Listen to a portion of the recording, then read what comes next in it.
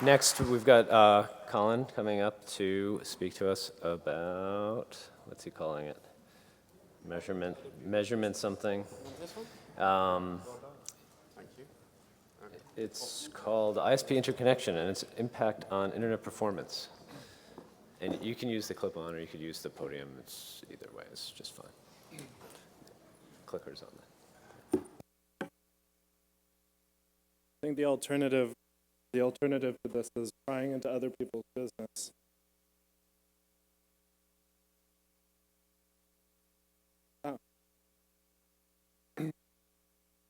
So just a word about where I'm coming from. I'm Collin Anderson. I am, amongst other things, an advisor and a researcher with Measurement Lab. As I've had conversations with people, I've realized that maybe the base knowledge on Measurement Lab is not what I think we'd hope to be. So to spend a small amount of time on it, Measurement Lab is one of the largest collaborative research platform, open data platforms. All of our data, all of our methodology are online, publicly available. In fact, our data is public domain. We host about 16 different tests. They measure a diversity of performance factors from bulk throughput to things like interference, traffic classification, traffic shaping, and even path data through things like reverse and Paris trace route. We have about more than 80 sites. We cover about every one of, near the majority of Dine's Baker's dozen as far as transit providers. Most of our sites are located within transit providers rather than being at the edge of a network or with being in a CDN. And this is very intentional in the case of the research that we're going to talk about now. If you do know about us, one thing that you'd want to know is that, a couple things that you'd want to know is that we've rapidly expanded in the past year. We have more coverage in a lot of the US transit providers. We've named a few, I left off a couple. We've rapidly expanded the number of sites, so that's going to factor into a lot of the things that I'm going to talk about today. But we also have a larger international presence. We've expanded into Canada, we've expanded into Africa, we've expanded into Asia, and so this means effectively more granular data for interesting research questions that are not just specific to the United States or Europe, but globally. I can't stress the openness enough. This is a network and a data source built for network researchers and network operators. So we are here for the people. So sort of talk about a report that we released in late October of last year, and not to read it verbatim, but just to go over the methodology, what this shows, and what MLab is useful for. Like I said, the large portion of our sites most of our sites are hosted within transit providers, so this starts to give us large perspectives. One of our tools, the NDT tool, the network diagnostic tool, which I'm sure that a lot of you guys know, is actually the version that connects to Measurement Lab is actually integrated into a number of clients that allow us a sort of pervasive measurement across the United States. So for example, we are the preferred measurement platform for the Greek regulators. We have been used for the SAMNOS platform in the United States. CIRA is working on this as well. So we have about 160,000 tests per day, coming from about 100,000 clients. 160,000, yeah. Coming from about 100 unique clients, basically every country across the world. As I said, what this gives us is, because we're in the transit providers, we can start to look at things like the interconnection performance between major access ISPs. And we can build a sort of a simple methodology based off of this location. So if we see, for example, that a user is having issues with their connectivity. We see, for example, rising round trip times, rising packet retransmissions or loss. If we see decreasing throughput, we can do a comparative methodology in order to start to isolate where potentially within the network path that this is occurring. So if we have access provider A, transit provider X, we can start to look, okay, so from A to another transit provider, Y, what does the performance look like? Does it change over time? Does it decrease? Do we see loss rates that we would not expect within a well-provisioned network?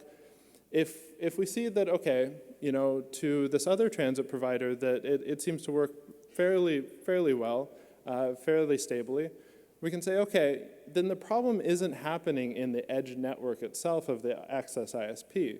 So this leaves us with two possible other choices, more or less. So we can take another segment of our population because we have a fair amount of tests, and we can say, okay, another access provider connecting to that first transit ISP X, what does that performance look like? If in this case we see fairly normal performance, then we start to say, okay, if it's not the access ISP, it's not the transit ISP, then maybe it's the interconnection. And as we take segments of the population and we take this over time and we take this across a large sample and we take this across other sites, then we start to say, okay, maybe there are interconnection issues. Maybe there are provisioning issues going on here. And fortunately, at least in the United States, we do have a large enough sample. Every month we get, for example, for Comcast, about 62,000 tests. I think actually the numbers provided on this are lower than they actually are. But we start to get a lot of data from a diverse set of the locations in the United States. So this allows us to start matching the provisioning. And we recognize that bulk transfer test, for example, isn't a complete saturation of the pipe. So when I start to give numbers, I'm not claiming that this is the entirety of what people can push, but for a single threaded TCP connection that is trying to push as much data as quickly as possible, this is reflective. And I think that this is reflective of a large portion of how people use the internet, the applications that they're using. So we rely on baselines. That methodology was the assertion of different baselines. So we can say MLab had an interesting setup actually in New York, where we had a very good A-B scenario, as I showed you, where A was the transit provider Internet, and B was Cogent.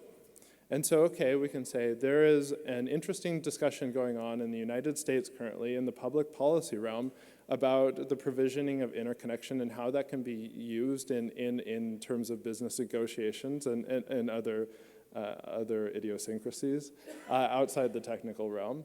How does that baseline work? If we assume that, for example, Internet is not a primary vendor of some of the applications in dispute, how does their performance look like?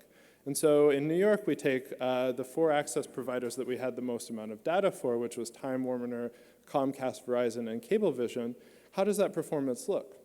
Well, like any data, there's jitter, but there's consistency. There's a trend over time. And so we say, okay, this seems to be a fairly stable set of interconnections for a transit provider. Okay, so we assume then that Internet is fairly well provisioned. So let's take a baseline of access ISPs. Let's take an access ISP that has not been publicly accused of, or has not had public issues having to do with interconnection. Actually, in some cases, has an infrastructure setup that would avoid the problem. And so let's take Cablevision, and Cablevision to Cogent, our B site in this comparative. So what we see is stability, more or less. Again, jitter, some strange things, maybe a few research papers for the spikes, but nothing drastic. And I want to caution that in this, we're using the median. And so the median is subject to very extreme behavior when you're visualizing it. It's useful as an indicator, but it's important to take that into account. And if you see fluctuations, those fluctuations are bound to show in the data, you're bound to see actually a prelude to this sort of performance. So, okay. So this is Cablevision. So what we have left is we have Time Warner Cable, we have Comcast, and we have Verizon against Cogent. Okay, what do we see? Well, the differences are pretty stark. And as much as bulk throughput might have its problems, when you start to see basically 90% degradation over that median in the course of a month, something's going wrong. And when you see stability in the normal cases, and you start to see that basically within a month, the performance for this user population changes, all of a sudden that starts to tell you that there are underlying changes within the network. And so what we see is in the case of certain transit providers, that the access ISPs very quickly degrade in performance.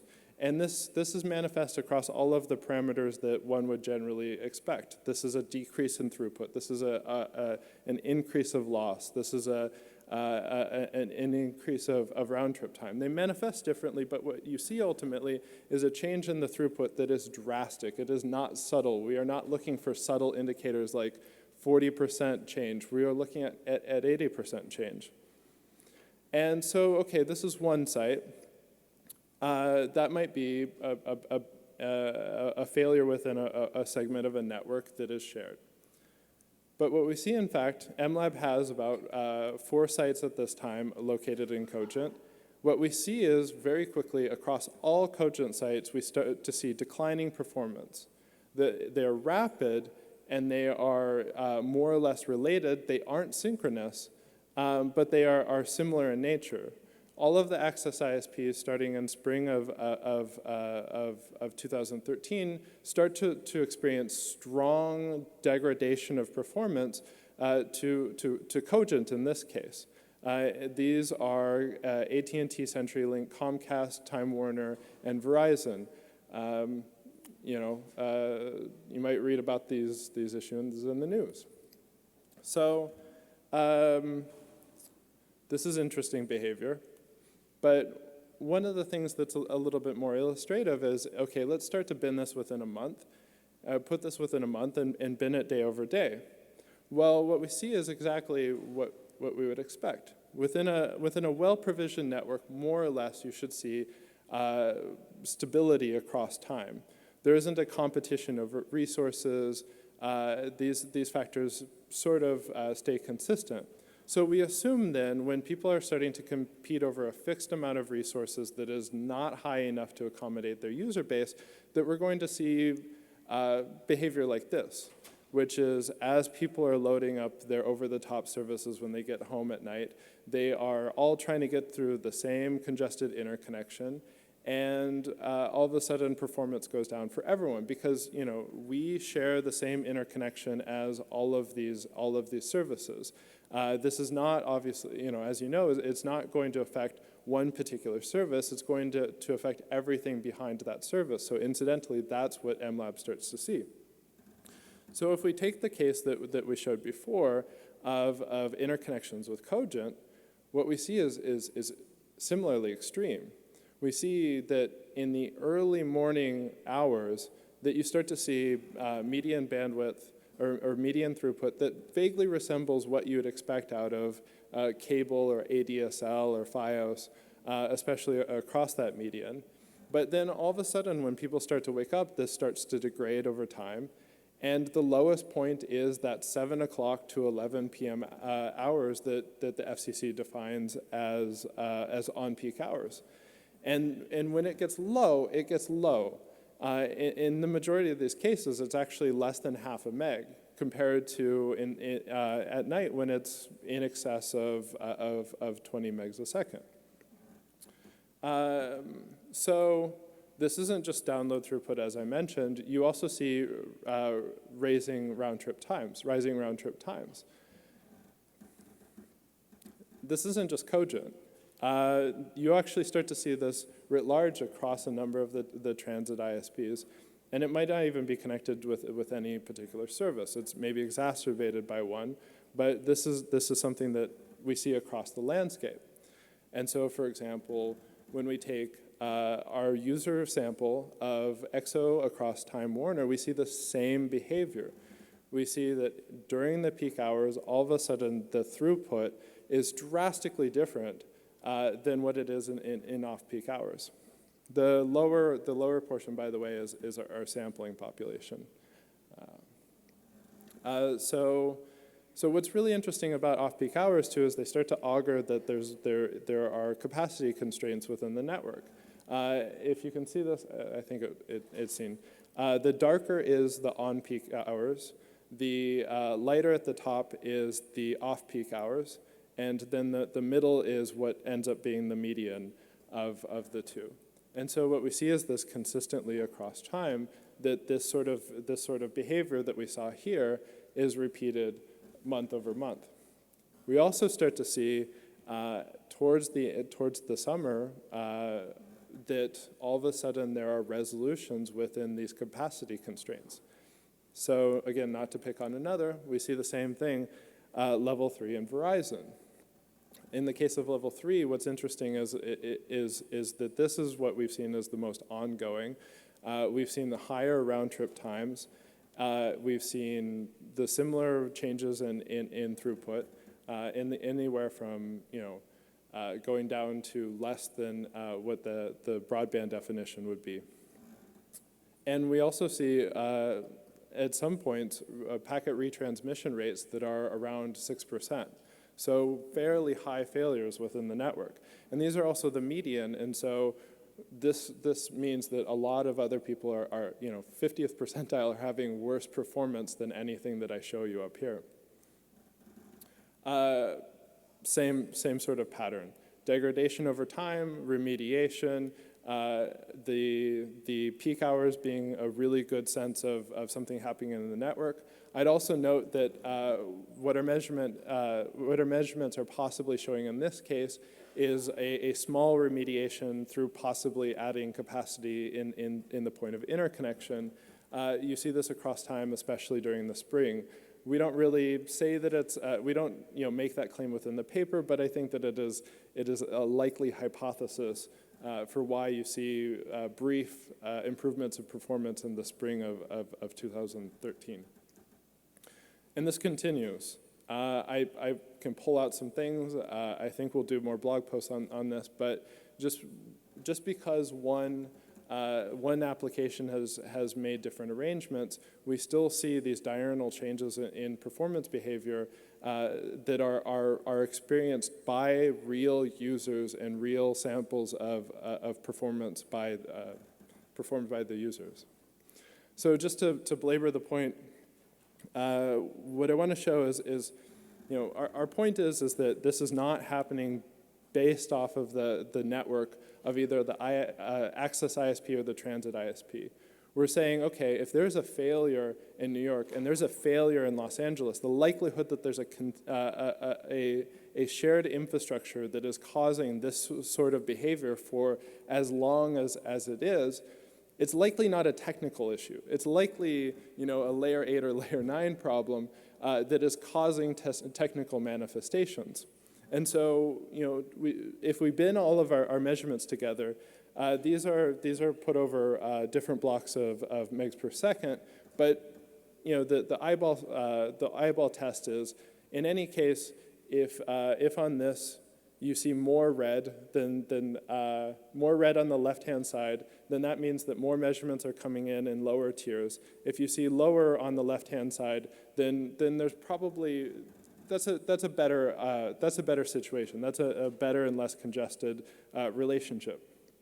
So we can take this, and we can take these across within a grid of matching access ISPs and transit ISPs. And what we see is, okay, there is no transit ISP in this situation that is universally bad. There is at least 2 or so access ISPs that seem to have normal performance. So this is probably not happening within the transit ISP. There's probably no bad transit, a transit provider within our sample. So we can also take, okay, an access ISP, and we can do the same thing. We find situations in which the interconnection with particular transit providers are well performing. Of course, there's also ADSL, which unfortunately does not have a good go at it, which always looks bad in this slide. But the point being is that in this situation, we see that that it has to be happening at the points of interconnection between these particular relationships. So one of the other points that I wanted to bring home was that, by retaining all the data and publicly making it available, we start to find interesting additional things. You might have noticed that in that slide, you see a rapid increase of all of the access ISPs in coordination. That's strange because none of them there was no interconnection deal at that time for the majority of these arrangements. So something must have happened within this transit network. And we see it elsewhere. Rapid performance increase across all of the access ISPs.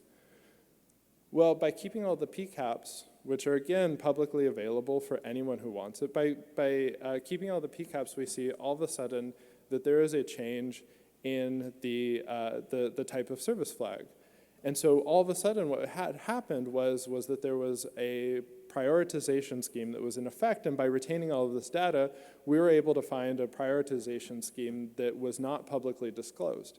Now, this isn't the only way of doing traffic management. The BitTag report does a really good job of showing all the ways that you can use BGP and announcements to discriminate, but we start to get it at a much more intelligent view of the network based off of the data that we collect. And so, just to conclude, all of the tools, if you disagree with the methodology, with the findings, everything is available publicly. As I mentioned, all of our data is CC0. We've gone to the point of even taking the intermediate results, putting them up. The code in order to reproduce this is on GitHub. It's called Telescope. We have also launched the observatory, which tries to reproduce these in real time. That's available. The code for that is available. And to conclude, what we're able to do is at a third party start to show things that you'd only previously be able to see with MRTG graphs. And so this is interesting from a public policy standpoint because this starts to be comparative data that isn't reliant on a particular service provider or the argument of the person who holds the data, because this sort of information I think had been pretty well kept based off of non-disclosure agreements, based off of commercial interests. And this is the point of Measurement Lab, is to start to put transparency through the use of open measurement and collaborative projects. So with that, I should hope that there are questions and accusations. Seriously? Didn't I insult anyone? Okay. Thank you.